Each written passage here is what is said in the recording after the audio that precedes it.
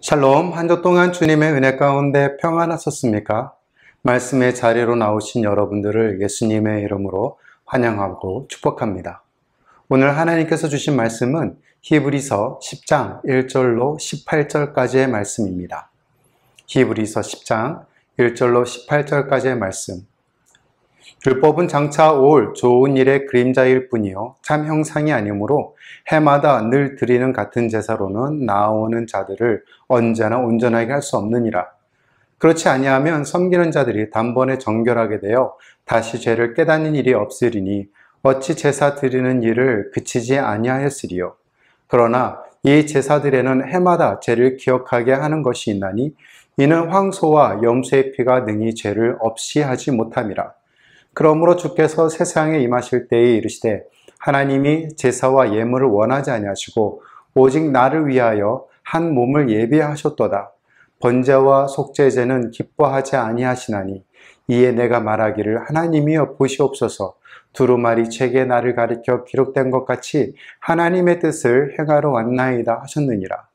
위에 말씀하시기를 주께서는 제사와 예물과 번제와 속죄제는 원하지 아니하고 기뻐하지도 아니하신다 하셨고 이는 다 율법을 따라 드리는 것이라.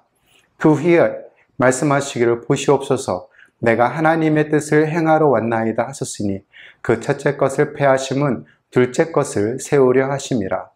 이 뜻을 따라 예수 그리스도의 몸을 단번에 들이심으로 말미암아 우리가 거룩함을 얻었노라. 제사장마다 매일 서서 섬기며 자주 같은 제사를 드리되 이 제사는 언제나 죄를 없게 하지 못하거니와 오직 그리스도는 죄를 위하여 한 영원한 제사를 드리시고 하나님 우편에 앉으사 그 후에 자기 원수들을 자기 발등상이 되게 하실 때까지 기다리시리나니 그가 거룩하게 된 자들을 한 번의 제사로 영원히 온전하게 하셨느니라. 또한 성령이 우리에게 증언하시되 주께서 이르시되 그날 후로는 그들과 맺을 언약이 이것이라 하시고 내 법을 그들의 마음에 두고 그들의 생각에 기록하리라 하신 후에 또 그들의 죄와 그들의 불법을 내가 다시 기억하지 아니하리라 하셨으니 이것들을 사하였은즉 다시 죄를 위하여 제사 드릴 것이 없느니라. 2020년 코로나가 한창 2차 유행을 타고 있을 때 소비 심리가 줄어든 상태였기에 대형 백화점인 SM에서 파격적인 세일을 진행했었습니다. 그때 아내랑 우연하게 가구점을 지나가고 있었는데 소파 세일을 알리는 광고가 있었어요. 그 당시 선교지에 12년 살면서 대나무로 만든 베드 소파만 저희가 사용하고 있었습니다. 아내의 소망이 푹신한 소파에 앉아서 여유있게 커피를 마시고 책도 읽고 TV도 보고 그런 단순한 삶을 보내고 싶어 했었죠. 그런데 그 가구점에 들어가니 아내가 좋아하는 스타일과 가격대가 있어서 몇 번 생각하고 고민하고 결국 구입하게 되었죠. 구입하고 배송까지 한 달 정도 걸린다는 직원의 말에 아내가 약간의 실망을 가지고 있었지만 매일매일 하루하루가 지날 때마다 배송까지 며칠이 남았는지 계산하고 가구점에서 찍은 소파를 보며 스스로 위로하고 때로는 아이들에게 사진을 여러 날 보여주면서 그 시간들을 즐겼습니다. 드디어 정확하게 한 달이 되어서 아내가 기다리던 소파가 배송이 되었어요. 그때 아내가 얼마나 좋아했는지 말로 표현할 수가 없습니다. 아내는 저와 아이들에게 소파 위에서 음식 먹지 마라, 과자 먹지 마라, 뛰어다니지 마라 하면서 당부를 여러 번 했었죠. 얼마나 시간이 흘렀을까? 소파에 얼룩이 생겼습니다. 그것을 본 아내는 누가 얼룩을 만들었는지 경찰관처럼 저와 아이들을 신문하기 시작했어요. 그때를 생각하니 아내가 너무 귀여웠습니다. 얼룩의 진실은 어느 특정인이 만들어 놓은 것이 아니었어요. 우리 가족 모두가 그 소파를 더럽혔던 것입니다. 성경은 모든 사람이 죄를 범하였음에 하나님의 영광에 이르지 못하더라 라고 로마서 3장 23절에 말을 하고 있어요. 우리 모두에게는 추악한 얼룩들이 있습니다. 종교적 열심으로 하나님 앞에 자기 자신을 의로워 보이려고 했던 것들, 그러면서 자기보다 열심으로 종교 행위를 하지 않은 이들을 비난했던 것들, 타인의 죄를 비판하면서 자기의 죄에 대해서는 관대했던 것들, 예수 그리스도의 은혜보다 자기 업적과 자기 지위를 더 사랑했던 것들 말이죠. 그렇다면 우리의 삶이 엉망이 된 것을 어떻게 청소해야 할까요? 우리 각자 안에 있는 하나님의 형상이 이그러지고 얼룩으로 더러워졌다면 어떻게 관리해야 될까요? 아담 이후로 모든 인간을 괴롭혀온 죄의 문제를 어떻게 다룰 수 있을까요? 오늘 본문에서 이 질문들에 대한 방법을 찾아볼 수 있습니다. 먼저 인생의 죄의 문제를 해결하고 싶다면 제한적 종교에 의존하지 마십시오. 1절로 4절까지의 말씀입니다. 율법은 장차 올 좋은 일의 그림자일 뿐이요 참 형상이 아니므로 해마다 늘 드리는 같은 제사로는 나오는 자들을 언제나 온전하게 할 수 없느니라. 그렇지 아니하면 섬기는 자들이 단번에 정결하게 되어 다시 죄를 깨닫는 일이 없으리니 어찌 제사 드리는 일을 그치지 아니하였으리요.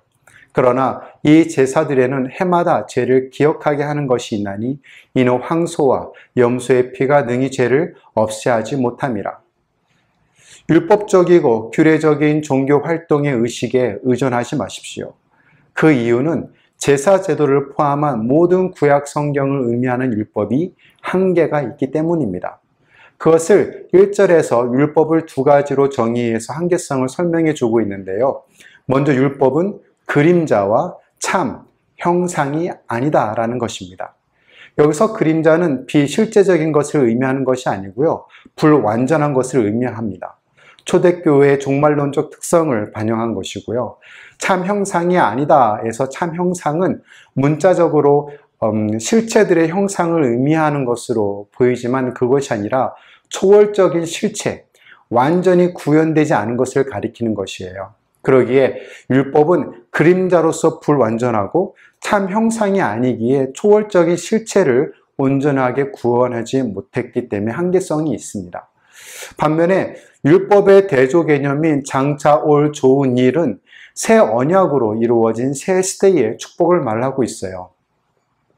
이것은 그리스도께서 장차 오는 좋은 일의 대제사장으로서 이루신 구속사역을 통해 하나님의 백성들이 이미 소유하고 있다는 사실입니다. 즉, 장차 올 좋은 일은 영원한 구원과 하나님 앞에 담대히 나아갈 수 있는 길을 의미합니다. 동시에 불완전한 옛 언약이 성취할 수 없는 완전함을 뜻하는 것이죠. 또한 참 형상의 그림자인 율법의 한계에 대해서 해마다 늘 드리는 같은 제사로는 나아오는 자들을 언제나 온전하게 할 수 없다라고 기록했죠. 여기서 늘 이는 온전하게 할 수 없다라는 것을 수식하고 있습니다. 옛 언약인 율법의 한계성을 보여주고 있는 것이죠. 이와 같이 옛 언약인 율법은 해마다 속죄일의 동물을 희생제물로 드리는 제사를 통해 하나님께 나아가게 하였지만 그 효력은 일시적이고 불완전한 것으로 죄를 제거하는 데 아무런 효력이 없었습니다. 2절에서는 율법의 불완전성을 드러내는 논증을 보여주고 있는데요. 여기서 죄는 문자적으로 양심의 죄를 의미하는 것입니다. 율법이 정결케 할 수 없었던 내적인 죄를 가리키는 것이죠. 9장 9절에서 살펴보았던 것처럼 이 장막은 현재까지의 비유니 이에 따라 드리는 예물과 제사는 섬기는 자를 그 양심상 온전하게 할 수 없나니 라고 했습니다.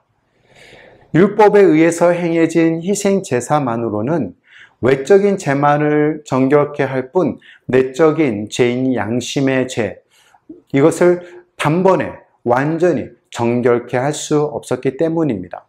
만약 율법이 완전하여서 온전히 정결케 할 수 있었다면 매년 속죄일에 희생제사를 반복적으로 드릴 필요가 없었을 것 아니겠습니까?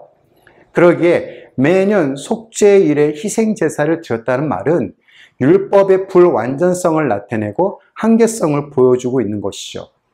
그러나 해마다 드린 제사들로 하여금 생각나게 하는 것들이 있습니다. 그것은 하나님과 교제를 방해하는 죄를 인식하는 것이고 하나님으로부터 그 죄에 대해 용서를 받고 징계를 경험한다는 것이죠.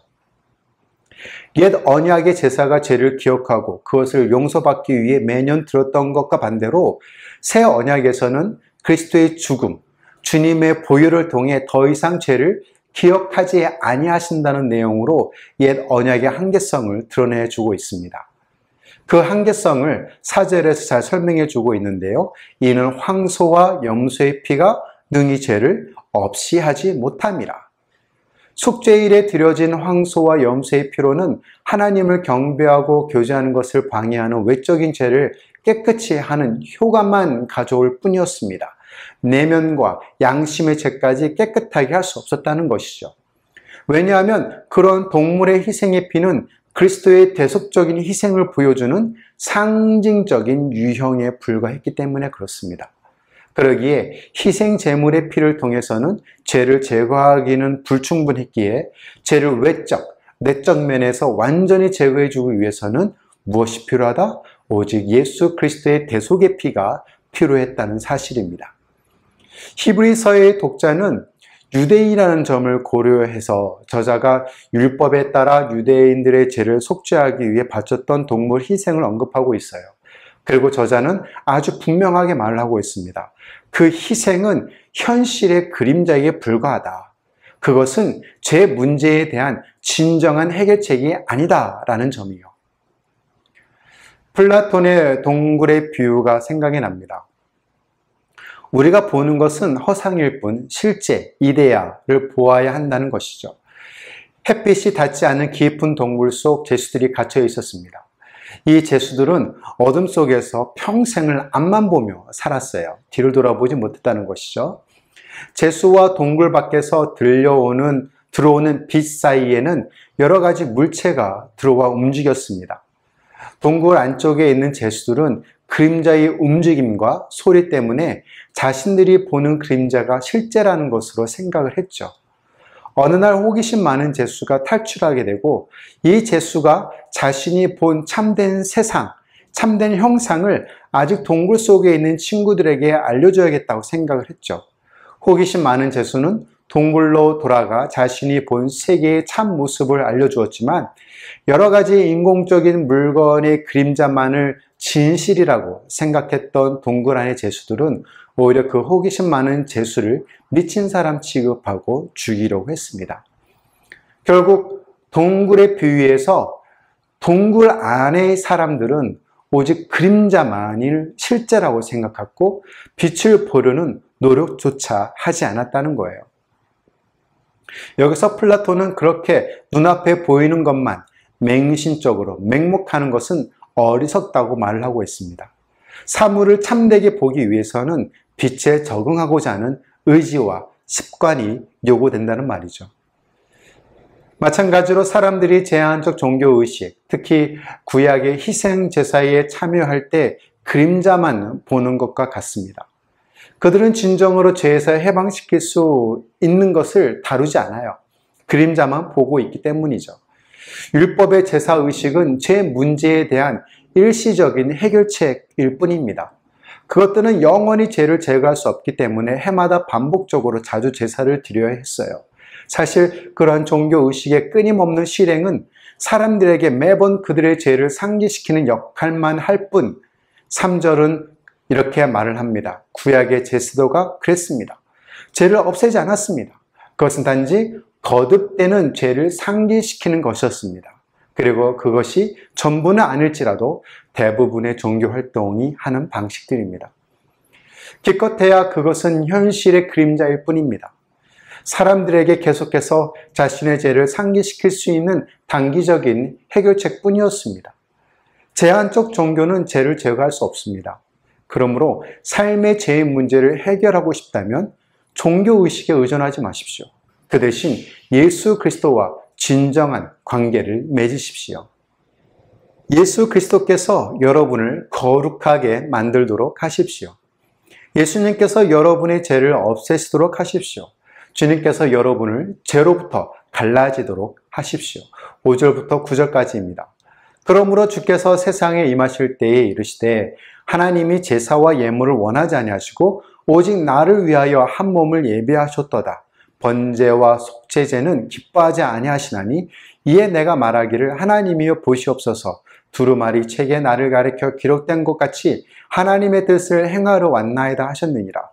위에 말씀하시기를 주께서는 제사와 예물과 번제와 속죄제는 원하지 아니하고 기뻐하지도 아니하신다 하셨고 이는 다 율법을 따라 드리는 것이라. 그 후에 말씀하시기를 보시옵소서. 내가 하나님의 뜻을 행하러 왔나이다 하셨으니 그 첫째 것을 폐하심은 둘째 것을 세우려 하심이라. 이 단락은 시편 40편 6절에서 8절의 인용문인데요. 주께서 내 귀를 통하여 내게 들려주시기를 제사와 예물을 기뻐하지 아니하시며 번제와 속죄제를 요구하지 아니하신다 하신지라. 그때에 내가 말하기를 내가 왔나이다. 나를 가리켜 기록한 것이 두루마리 책에 있나이다. 나의 하나님이여 내가 주의 뜻 행하기를 즐기오니 주의 법이 나의 심중에 있나이다 하였나이다. 시편은 본래 다윗의 시였죠. 히브리서 기자는 본문을 인용하면서 기독론적으로 해석을 했습니다. 즉 그리스도에 관한 내용으로 이해하고 인용했다는 것이죠. 이것을 통해서 옛 언약하에 있었던 희생 제물보다 새 언약 아래에서 드려진 그리스도가 더 탁월하다는 사실을 강조하고 있는 거예요. 그리고 그리스도의 선제성, 그리스도의 성육신, 주께서 세상에 임하실 때의 그 이유를 제시하고 있는 것입니다. 이 단락에서 하나님께서는 제사와 예물을 원하지 아니하시고 번제와 속죄제는 기뻐하지 아니하신다고 하셨어요. 이 내용을 8절과 9절에서 설명해 주고 있는데요. 옛 언약이 특히 레위기에 묘사된 주요한 종류의 제사들 있잖아요. 번제, 속죄제, 속건제, 화목제, 그리고 소제 등 이런 제사들을 하나님이 기뻐하시지 않으셨다고 하셨어요. 이런 하나님의 불만족은 제사 자체가 아니라 하나님의 뜻을 따르지 않고 단순히 의식적인 행위만을 반복하는 것에 비롯된 결과입니다. 즉 율법에 나타난 희생 제사들은 하나님의 결정적인 뜻과 죄의 문제에 대한 결정적인 해결책이 아니라는 것이에요. 단지 방향만을 제시하는 부분적인 것에 불과했던 것이죠. 어쨌든 그 결과로 하나님의 불만족은 그리스도께서 자발적으로 자신을 드리는 새 언약을 맺게 하는 동기가 되었습니다. 그러므로 참된 새 언약, 참된 언약은 그리스도께서 하나님의 뜻에 자발적으로 순종하여 세우신 것이고 이것은 옛 언약의 것, 옛 언약의 첫 것을 폐지를 요구하고 있는 것이죠. 예수님은 오실 때 하나님의 뜻을 이루기 위해 제사를 없애셨습니다. 아시다시피 하나님은 의무적이고 형식적인 종교 의식에 관심이 없으셔요. 오히려 하나님께서는 여러분들이 진정으로 거룩하게 되기를 원하고 계십니다. 사무엘상 15장에서 하나님은 이스라엘의 초대 왕인 사울 왕에게 아말렉 사람과 그들의 가축을 모두 진멸하라고 말씀을 하셨죠. 그래서 사울은 그의 군대를 거느리고 아말렉을 완전히 무찔렀습니다. 그들은 모든 사람을 죽이고 기름지고 좋은 소와 양의 일부를 살려두었어요. 사무엘상 15장 9절 말씀. 사울과 백성이 아각과 그의 양과 소의 가장 좋은 것 또는 기름진 것과 어린 양과 모든 좋은 것을 남기고 진멸하기를 즐겨 아니하고 가치없고 하찮은 것을 진멸하니라. 사울은 군대를 이끌고 집으로 돌아와서 선지자 사무엘에게 이렇게 말을 했습니다. 내가 여호와께서 명령하신 대로 다 이행했습니다.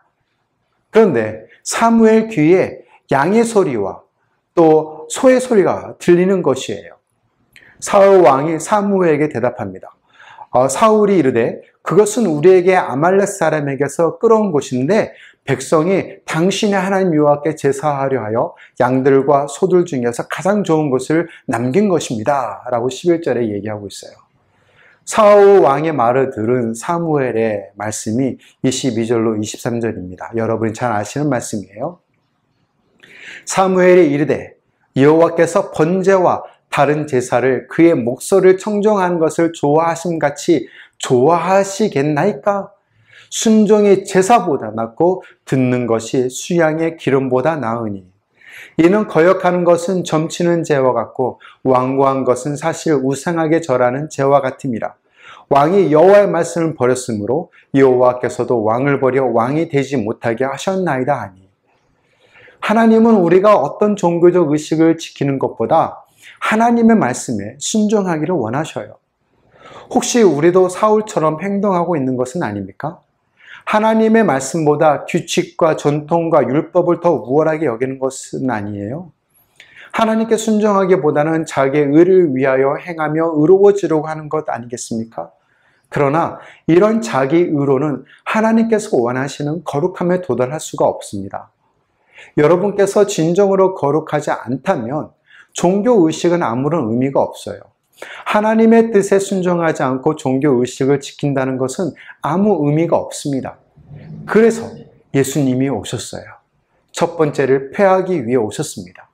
주님은 참된 거룩을 세우기 위해, 하나님의 뜻을 세우기 위해 종교의식을 없애기 위해 오셨어요. 10절을 현대인 성경으로 보겠습니다. 하나님의 이러한 뜻에 따라 우리는 예수 그리스도의 몸이 단번에 드려짐으로 거룩하게 되었습니다. 그리스도께서 성육신 하신 것은 하나님의 뜻에 따라 이루어진 것임을 알 수 있어요. 그리고 성육신 하신 그리스도께서 하나님의 뜻을 이룬 방법은 자신의 몸을 단번에 드린 것이었습니다. 그리스도께서 몸을 들이신 것은 완전한 것으로 더 이상 반복될 필요가 없는 단번에 드린 제사였어요. 그 결과 하나님의 백성인 그리스도인들을 거룩하게 하신 것입니다. 거룩함을 얻었노라 라는 말은 하나님께 성별되었다, 하나님께 구별되었다 라는 말입니다. 그렇습니다. 예수님께서 우리 죄를 위하여 십자가에서 죽으심으로 모든 믿는 자를 영원히 거룩하게 하셨습니다. 다시 말씀을 드려서 주님은 모든 성도들의 죄에서 떠나게 하셨어요. 달라지게 하셨어요. 예수님은 제한적 종교와 종교적 제사가 할 수 없는 일을 하셨습니다. 주님은 십자가에서 죽으심으로 죄를 영원히 없애셨어요. 그러니 예수 그리스도께서 여러분을 거룩하게 하시도록 하십시오. 여러분의 삶으로 그리스도를 신뢰하고 주님께서 여러분을 거룩하게 만드실 것입니다. 여러분의 죄에서 떠나십시오.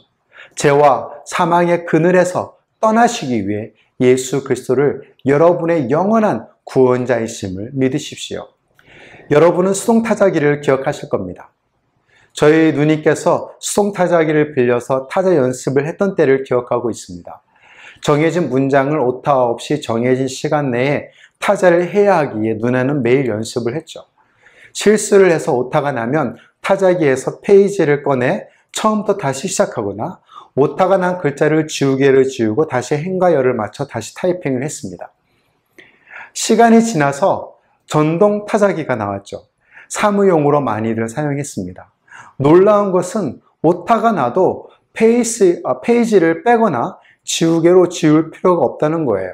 그저 수정키를 누르면 흰색 수정 테이프가 그것을 덮어 수정된 단어를 타이핑할 수 있게 되었다는 것입니다. 수정키를 누르기만 하면 타자기는 수정 리본을 사용해서 한 번에 한 글자씩 오타를 덮었습니다. 그러다가 데스크탑 컴퓨터나 랩탑 컴퓨터가 보편화되면서 워드 작업은 한결 더 쉬워졌죠. 수정 리본도 필요가 없습니다. 그저 삭제나 수정키를 이용해서 완전하게 지워버리고 새롭게 단어나 문장을 기록할 수 있게 되었습니다. 이와 마찬가지로 만약 우리들의 죄를 수정키나 삭제키로 지울 수 있다면 얼마나 좋을까요? 우리는 살아가면서 부지중에 실수를 하거나 후회할 만한 일들을 합니다. 그러나 사람들은 스스로 교정하지 않아요. 사실 그들은 자기 파괴적입니다. 그래서 예수님이 오셨어요. 주님은 한 번에 한 단어, 한 문장, 한 단락씩 여러분의 삶에서 그것을 영원히 삭제하기 위해 오셨습니다. 그리스도 예수께서 여러분을 위해 거룩하게 하시도록 하십시오. 삶의 제 문제를 해결하고 싶다면 제한적 종교에 의존하지 마십시오. 대신 예수 그리스도와 진정한 관계를 맺으십시오. 또한 주님께서 여러분을 거룩하게 만드시도록 하십시오. 그 다음에 예수 그리스도께서 여러분을 온전하게 만드시도록 하십시오. 11절을 보겠습니다. 제사장마다 매일 서서 섬기며 자주 같은 제사를 드리되 이 제사는 언제나 죄를 없게 하지 못하거니와. 이 구절은 1절과 비슷한 방법으로 묘사되어 있는데요. 아론 계통의 제사장들은 날마다 성소에 서서 자신의 직무를 행했잖아요. 다시 말하면 제사장들이 서서 직무를 감당한다는 사실은 그 직무가 완성되지 않았다는 것이고, 동물 희생 제사로는 죄가 온전히 제거되지 않는다는 것이고, 양심을 온전히 깨끗하게 할 수 없기 때문에 계속적으로 반복했다는 말입니다. 그래서 제사장들은 서서 같은 희생을 거듭해서 반복적으로 자주 바쳤다는 얘기예요. 그러나 그런 동물 희생은 결코 사람의 죄를 없애지 못했습니다. 반면에 예수님은 십자가에서 자신을 단번에 희생하신 후에 앉으셨어요. 주님의 일이 완전하게, 온전하게 이루어졌기 때문입니다. 12절로 14절을 세 번역으로 읽겠습니다. 그러나 그리스도께서는 죄를 사하시려고 단 한 번의 영원한 유효한 제사를 드리신 뒤에 하나님 오른편에 앉으셨습니다. 그리고서 그는 그의 원수들이 그의 발 아래에 굴복할 때까지 기다리고 계십니다. 그는 거룩하게 되는 사람들을 단 한 번의 희생제사로 영원히 완전하게 하셨습니다. 이 단락은 시편 110편 1절의 인용으로 그리스도의 구속사역의 영원성을 나타내주고 있는데요. 여호와께서 내 주에게 말씀하시기를 내가 내 원수들로 내 발판에 대게 하기까지 너는 내 오른편에 앉아 있으라 하셨도다. 앞절에서 언급된 제사장들의 직무와 비교가 되는 장면이죠. 그들은 서서 직무를 수행하는 것과 대조적으로 예수님은 대제사장의 직무를 다 하시고 앉으셨어요. 그리스도의 구속사역이 옛 언약의 속죄사역과는 달리 온전히 성취되어서 반복할 필요가 없는 영원한 것임을 보여주고 있는 것입니다. 더 좋은 희생제물, 예수 그리스도의 죽음, 주님의 보혈을 다시 생각해 보세요. 주님의 죽음은 하나님의 뜻에 따라 단번에 드리신 희생제사였습니다. 그로 인해서 죄를 완전하게 제거하는 효력을 가졌고 더 이상 반복할 이유가 없는 영원한 것이 되었습니다. 그리고 14절에서 거룩하게 된 자들을 어떻게 하신다고요? 영원히 온전하게 하셨다라고 말씀하고 계셔요. 예수 그리스도의 몸을 단번에 들이심으로 한 제사를 드리시고 거룩한 자들을 영원히 온전케 하셨습니다. 그리스도는 자신을 제물로 드림으로 믿음을 통하여 하나님의 백성이 된 그리스도인들을 거룩하게 된 자들로 만드셨고 온전케, 완전케 하셨습니다. 그 결과 그리스도인들은 단지 외적인 면만이 깨끗하게 된 것이 아니라 내면적인 양심까지 깨끗해졌습니다. 동시에 하나님 앞에 자유롭게 나아갈 수 있게 되었죠. 예수님의 한 번의 희생으로 성화의 과정이 완성되었습니다. 성도를 거룩하게 하는 과정을 마쳤습니다. 오늘날 그리스도인들이 완벽하다는 말씀이 아니에요. 예수님의 십자가의 단 한 번의 행적이 거룩해지는 자들을 온전케 하는 데 필요한 유일한 것이라는 사실입니다. 동사의 시제는 결과가 계속되는 일회성 행위를 나타냅니다. 다시 말해서 예수님의 한 행위가 성화의 과정을 시작하신 것이 아닙니다. 하지만 그 과정의 완료를 주님께서 보장하고 계신 거예요. 빌립보서 1장 6절 말씀에 너희 안에 착한 일을 시작하신 이가 그리스도 예수의 날까지 이루실 줄을 우리가 확신하노라 라고 말씀하셨습니다. 여러분의 궁극적인 완벽함, 온전함은 여러분의 지속적인 노력의 결과가 아닙니다. 예수님께서 십자가에서 죽으심으로 이미 여러분 안에서 하나님의 일을 이루신 것이에요. 그러니 열광적인 종교적 활동이나 종교 의식의 끝없는 움직임을 통해서 여러분 자신을 완벽하게 만들려고 하지 마십시오. 그 대신 그리스도와의 관계를 친밀하게 맺으십시오. 주님께서 여러분 안에서 시작하신 일을 완성시키도록 하십시오. 여러분의 불완전성에 대한 수치심을 가리거나 치료하기 위해 과도한 종교적 활동을 하지 마십시오. 그 대신 십자가에서 이미 완성을 이루신 예수 그리스도께로 돌아오십시오. 삶의 죄의 문제를 해결하고 싶다면 제한적 종교에 의존하지 마십시오. 그 대신 예수 그리스도와 진정한 관계를 맺으십시오. 주님께서 여러분을 거룩하게 만드시도록 여러분 자신을 내어드리십시오. 그 다음 주님께서 여러분을 온전케 하시도록 하십시오. 그리고 예수 그리스도께서 여러분을 자유롭게 하시도록 하십시오. 예수님께서 여러분의 죄와 사망의 속박에서 여러분을 해방시키도록 하십시오. 그리스도께서 여러분의 불완전함이라는 감옥에서 여러분을 구출시키도록 하십시오. 15절로 16절입니다. 또한 성령이 우리에게 증언하시되 주께서 이르시되 그날 후로는 그들과 맺을 언약이 이것이라 하시고 내 법을 그들의 마음에 두고 그들의 생각에 기록하리라 하신 후에 17절 18절 말씀 또 그들의 죄와 그들의 불법을 내가 다시 기억하지 아니하리라 하셨으니 이것들을 사하셨은즉 다시 죄를 위하여 제사 드릴 것이 없느니라. 지난번에도 살펴보았듯이 예레미야 31장과 히브리서 8장에서 인용된 이 단락은 새 언약의 완전성을 강조하고 있습니다. 내 법을 그들의 마음에 두고 그들의 생각에 기록하리라. 이것은 새 언약 아래에 있는 하나님의 백성이 더 이상 외적인 율법에 의존할 필요가 없다는 말입니다. 율법을 이마나 팔에 기록할 필요가 없다는 것입니다.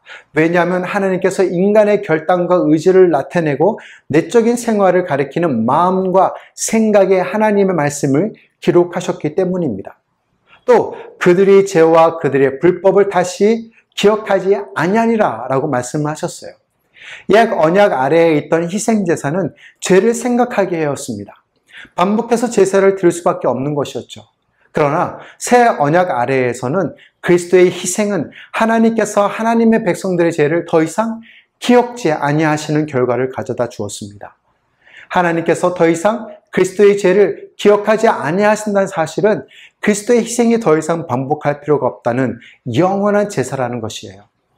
또한 하나님께서 그리스도의 구속사역으로 인해서 여러분의 죄를 다시 기억하지 아니하신다는 사실입니다.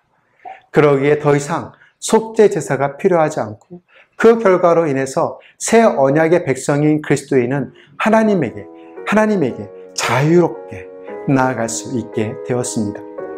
말씀을 정리하겠습니다. 하나님은 여러분의 죄를 잊어버리겠다고 약속하셨어요. 그러니 더 이상 여러분의 죄값을 치르지 않으셔도 됩니다. 예수님은 이미 여러분의 죄를 위해 십자가에서 자신을 희생하셨기 때문에 여러분은 더 이상 자신의 죄를 위해 희생할 필요가 없습니다. 여러분은 더 이상 재물을 가져올 필요가 없습니다. 여러분은 더 이상 여러분의 범죄에 대한 대가를 치르기 위해 자신을 벌할 필요가 없습니다. 예수님은 이미 십자가에서 모든 것을 완전하게 지불하셨습니다. 그것이 예수님께서 십자가에서 죽으심으로 여러분을 위해 하신 일입니다. 여러분의 죄값을 친히 주님의 보혈로 사하여 주셨습니다. 주님은 여러분이 결코 갚을 수 없는 빚을 스스로 갚아야 하는 속박에서 여러분을 자유케 하셨습니다. 그러므로 삶의 죄의 문제를 해결하고 싶다면 제한적 종교에 대한 자신의 노력에 의존하지 마십시오. 그 대신 예수 그리스도와 진정한 관계를 맺으십시오. 주님께서 여러분을 거룩하게 만드시도록 하십시오. 주님께서 여러분을 온전하게 하시도록 하십시오. 그리고 여러분을 위해 피 흘려 돌아가신 주님께서 여러분을 자유롭게 하시도록 하십시오. 로마서 8장 1절로 11절 말씀입니다. 그러므로 이제 그리스도 예수 안에 있는 자에게는 결코 정죄함이 없나니 이는 그리스도 예수 안에 있는 생명의 성령의 법이 죄와 사망의 법에서 너를 해방하였습니다. 율법이 육신으로 말미암아 연약하여 할 수 없는 그것을 하나님은 하시나니 곧 죄로 말미암아 자기 아들을 죄 있는 육신의 모양으로 보내어 육신의 죄를 정하사 육신을 따르지 않고 그 영을 따라 행하는 우리에게 율법의 요구가 이루어지게 하려 하심이니라. 육신을 따르는 자는 육신의 일을, 영을 따르는 자는 영의 일을 생각하나니 육신의 생각은 사망이요 영의 생각은 생명과 평안이니라. 육신의 생각은 하나님과 원수가 되나니 이는 하나님의 법에 굴복하지 아니할 뿐 아니라 할 수도 없음이라. 육신에 있는 자들은 하나님을 기쁘시게 할 수 없느니라. 만일 너희 속에 하나님의 영이 거하시면 너희가 육신에 있지 아니하고 영에 있나니 누구든지 그리스도의 영이 없으면 그리스도의 사람이 아니라. 또 그리스도께서 너희 안에 계시면 몸은 죄로 말미암아 죽은 것이나 영은 의로 말미암아 살아있는 것이니라. 예수를 죽은 자 가운데서 살리신 이의 영이 너희 안에 거하시면 그리스도 예수를 죽은 자 가운데서 살리신 이가 너희 안에 거하시는 그의 영으로 말미암아 너희 죽을 몸도 살리시리라. 우리 주 예수 그리스도께서는 세상 끝날까지 언제나 영원히 여러분과 늘 함께 계십니다.